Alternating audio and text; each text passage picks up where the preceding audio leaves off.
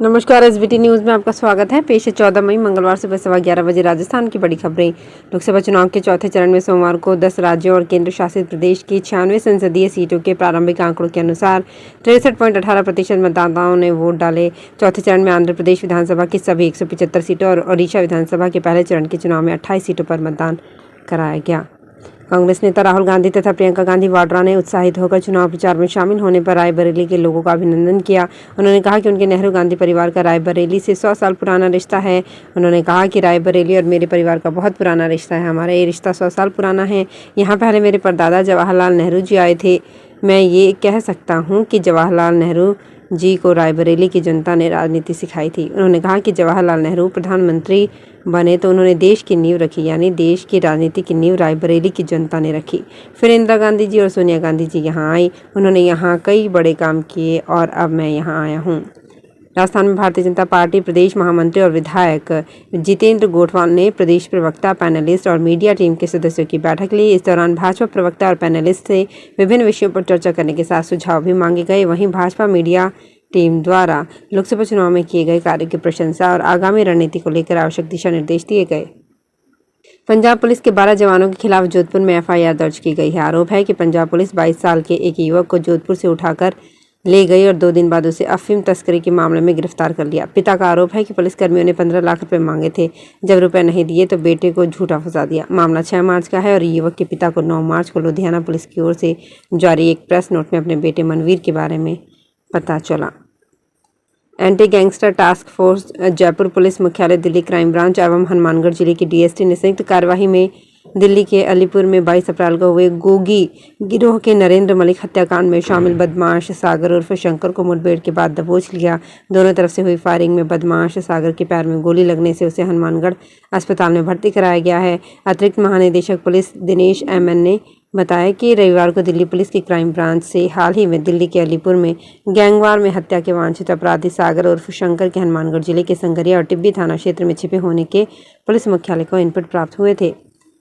पाली police ने तस्करों का पीछा कर करीब 47.5 लाख रुपए डोडा पोस्ट से भरी लग्जरी गाड़ी जब्त की।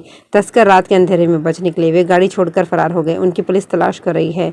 खिवाड़ा एसएचओ मनीष सोनी ने बताया कि 12 मई की रात करीब 10 बजे खिवाड़ा से रवाना होकर कोट सोलकियान से गुड़ा गोपीनाथ जाने वाले रास्ते पर नाकाबंदी शुरू की गई। इस दौरान कोट सोलकियान की तरफ से एक सफेद रंग की बिना नंबरी इनोवा आती दिखाई दी। आगे रास्ता बंद होने पर 2 तस्कर कार छोड़कर अंधेरे का फायदा उठाकर फरार हो गए। बीकानेर से आकर दादर जाने वाली रणकपुर एक्सप्रेस अगले माह से अत्याधुनिक LHB रैक संचालित होने लगेगी। उत्तर पश्चिम रेलवे के जोधपुर डीआरएम पंकज कुमार सिंह ने बताया कि रेल प्रशासन द्वारा यात्री सुविधाओं में निरंतर किए जा रहे विस्तार और आधुनिकीकरण के तहत अब रणकपुर एक्सप्रेस को अत्यधिक सुविधाजनक LHB रैक से संचालित किया जाएगा। उन्होंने बताया कि ट्रेन बीकानेर दादर बीकानेर रणकपुर एक्सप्रेस बीकानेर से 12 जून और दादर से 13 जून से परंपरागत ICF की जगह अत्याधुनिक LHB रैक से संचालित की जाएगी। परिवहन विभाग के अतिरिक्त मुख्य सचिव और जिले की प्रभारी सचिव श्रेया गुहा 2 दिवसीय दौरे पर सीकर आई हैं। पहले दिन उन्होंने सीकर में नगर परिषद सहित कई सरकारी कार्यालय का निरीक्षण किया। इसके साथ ही उन्होंने शाम को कलेक्ट्रेट सभागार में बिजली पानी सहित अन्य मुद्दों को लेकर सरकारी अधिकारियों की बैठक भी ली। गुहा ने बताया कि सीकर कलेक्ट्रेट परिसर, संभागीय आयुक्त कार्यालय, नगर विकास न्यास और नगर परिषद कार्यालय का निरीक्षण किया। इनमें व्यवस्था काफ़ी ठीक है। नगर विकास न्यास कार्यालय में पदों की कमी है। इस संबंध में आगे चर्चा की जाएगी।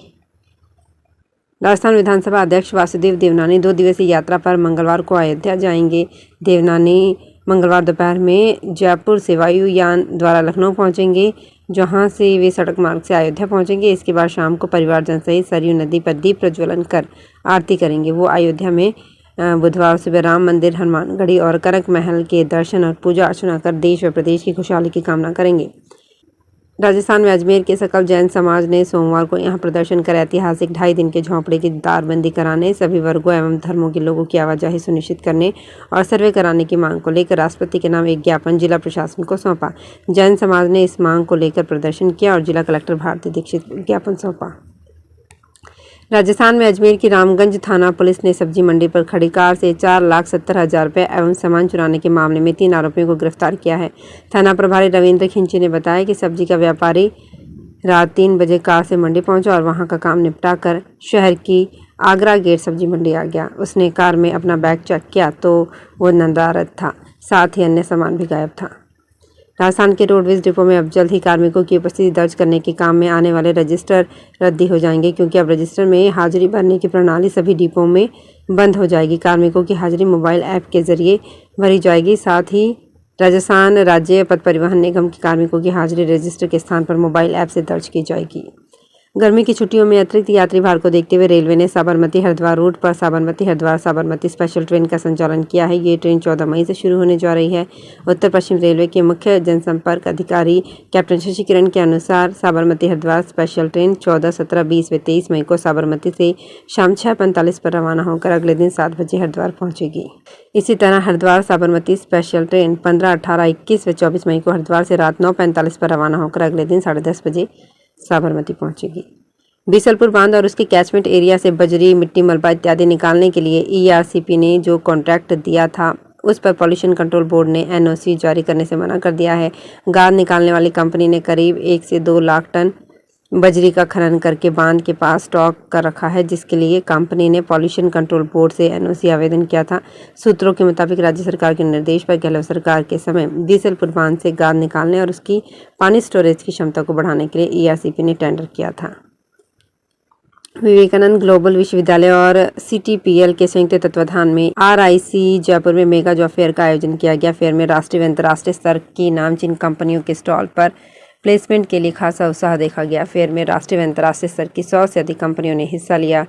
इसमें वीजीयू के 2000 विद्यार्थियों को जॉब ऑफर मिला। वहीं कंपनियों ने इंटरव्यू के विभिन्न राउंड और अन्य नियुक्ति प्रक्रियाओं के आधार पर विद्यार्थियों की प्रतिभा और कौशल की गहनता से परखा। तो फिलहाल इस बुलेटिन में इतना ही। फिर हाजिर होंगे कुछ और बड़ी खबरों के साथ।